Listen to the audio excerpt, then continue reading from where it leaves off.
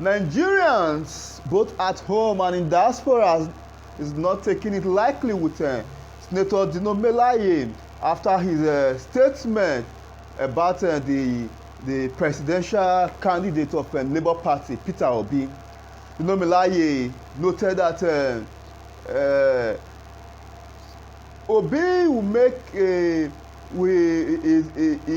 always talking about cutting down government expenditure, and that what we need at the moment is not only about cutting down government expenditure, but also unifying the nation. He also reiterated that the needs of Nigerians at the moment is unification, that Nigeria has never been divided right from time immemorial. However, Nigerians are blasting Senator Dino Melaye at the moment because of his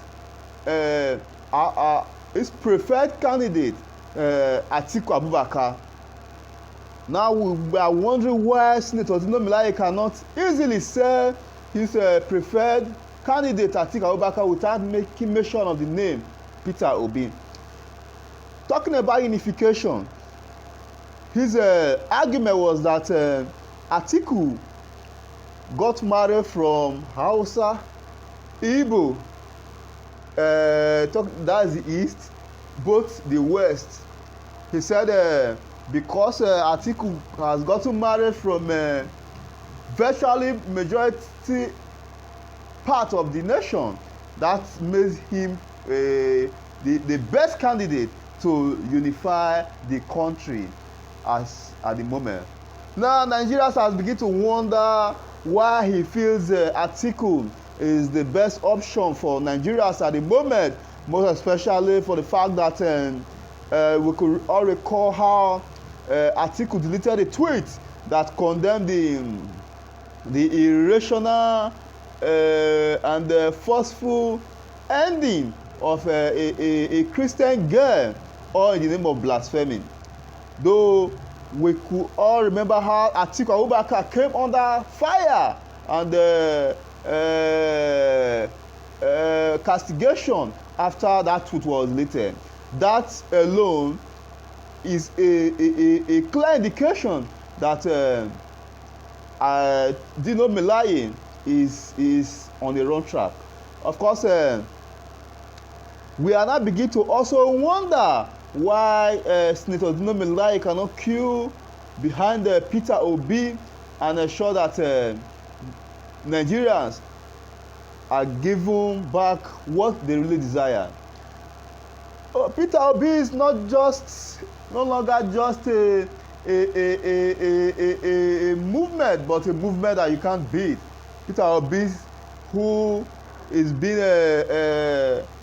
becoming a concern to many Nigerian politicians across the nation at the moment, is seen moving headway both at home and in diaspora. For those of you who have not seen Dino Melaye throwing jabs and making this comment, just watch this video and see for yourself. Fellow countrymen and women, I'm here to address you once again in the course of our nation's history. I'm here to address Nigerians, especially on my brother and friend, the former governor of Anambra State and the former vice presidential candidate of our political party, Peter Obi. Peter Obi is one of the finest Nigerians who is intellectually mobile and administratively sagacious. He's a great Nigerian, and by the grace of God, he has the potential of being a great president in the nearest future. I celebrate you, Peter Obi, and I celebrate your movement for a new Nigeria. I celebrate your conscientization of the Nigerian youth and public on governance and building a new Nigeria. But I want to advise that your time is not now, because you will have to wait for your time. I've listened to your postulations, I've listened to your arguments, I've listened to your deliveries, I've listened to your campaigns, and I can say that 90% of your campaign is dwelling on reducing the cost of governance. I mean, most of your campaigns is around cutting the costs of governance. And I want to tell you that the problem of this country is beyond just cutting the cost of governance. The problem of this country is beyond reducing the cost of governance.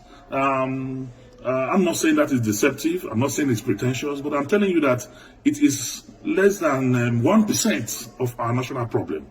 Beyond cutting the cost of governance, and I want to say that cutting the cost of governance, you don't need to be a president to cut the cost of governance. If you have a very effective Minister of Finance, you have a very effective Minister of Budget and Planning, you have a very effective CBN governor, you can cut governance. You have a very effective chairman of the economic team. You can cut governance with the cooperation of a president. But I want to say that that is not our major problem today in this country.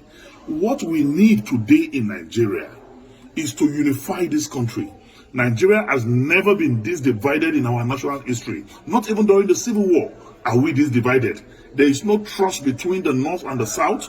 There's no trust between the East and the North. There's no trust between the West and the South and the Southeast. So we need one character who have the capacity and capability to unite us together as a nation first, because we need to first believe in ourselves as people. We need to believe in our unity. We need to believe in our togetherness even before we can make progress, because without unity there can be no peace, and without peace there can be no development. So first, we need a unifier. Who can unify this country? Today I want to ask sincerely Peter Obi and his supporters, can Peter Obi be trusted by a typical Katsina man or somebody from the northern part of this country? Can he be trusted as an Igbo man by Middle Belters, by core northerners? The answer, in every sincerity of purpose of heart and commitment, is no. So we need one Nigeria who is going to be trusted by every part of this country, who the North will believe in, who the South will believe in. And that person, without blinking my eyes, is Atiku Abubakar, who, when it was dangerous for any northerner to talk about the issue of devolution of powers, when it was dangerous for any northerner to talk about the issue of restructuring, he did, with every boldness in him. Today, Atiku Abubakar married a Yoruba man, have Yoruba sons. Atiku Abubakar married Igbo woman, he have Igbo children. Atiku Abubakar married Hausa woman, he has Hausa children. Married a Fulani woman, he has Fulani children. He's a pan-Nigerian, he's a true African Nigerian man. Only him, among those who are candidates of presidential, who are candidates of any political party today, seeking for the presidency of this country, have the capacity and potential to bring us together as a nation. So I want to say, it is time for us to think. I encourage the crusade, the movement started by Peter Obi to continue. Move from campus to campus, move from community to community, move from one progressive group and organization from this country to another, to campaign for the new Nigeria that is to come, and be part of the movement of Atiku Abubakar to rebuild, to restructure, to reorganize, and reboot Nigeria as a country. We must speak the truth, and the truth is the truth. You are a great Nigerian. I salute your political and intellectual sagacity. You are one Nigerian that I know. Tomorrow, there's a space for you. But for today, let us forget the social media drama.